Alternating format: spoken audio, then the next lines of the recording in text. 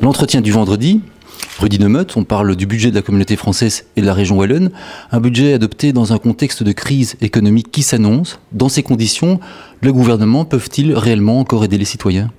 Oui, les gouvernements le peuvent. Et d'ailleurs, vous avez vu qu'à la rentrée, on a pris à la fois en région wallonne et en communauté Wallonie-Bruxelles des dispositions pratiques pour soutenir le pouvoir d'achat. Parce que le pire message possible quand les choses vont mal, c'est on vous laisse tomber. Donc là, on a pris des dispositions. Aujourd'hui, dans le budget, on a amplifié ce mouvement. C'est ainsi, par exemple, qu'on peut annoncer qu'en décision prise ou à mettre en œuvre, on aura demain des réductions drastiques sur les coûts de transport scolaire pour les enfants. Vous savez que les lignes du TEC en Wallonie vont permettre des réductions de 50% pour les enfants de 12 ans jusqu'aux jeunes adultes ayant leur parcours dans l'enseignement supérieur. On a 24 ans.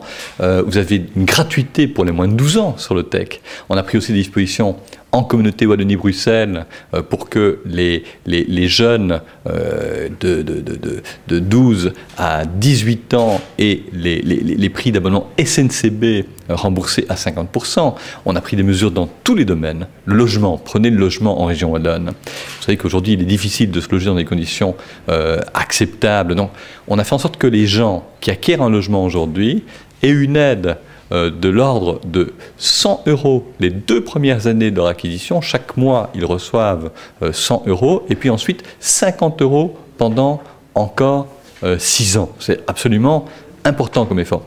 Je peux aussi donner un autre exemple, parce que je ne vais pas évidemment citer toutes les mesures, mais nous avons pris des dispositions pour que les familles qui doivent parfois faire face à des difficultés, je songe par exemple aux personnes isolées, âgées, eh bien, elles peuvent accueillir chez elles, dans le cadre d'expériences dites logement kangourou, des plus jeunes. Pour ça, elles reçoivent des moyens financiers de la région. Vous voyez que la panoplie d'outils est vraiment très diversifiée. Les entreprises sont aussi touchées par la crise, avec des impayés de plus en plus nombreux et surtout une difficulté d'accès au crédit. Ici aussi, vous pouvez agir ?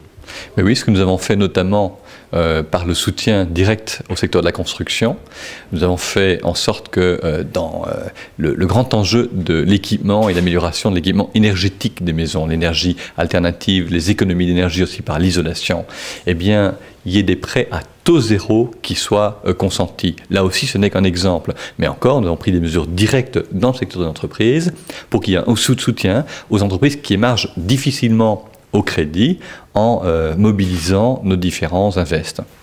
Aujourd'hui, on sent une certaine morosité. Est-ce que vous restez optimiste ?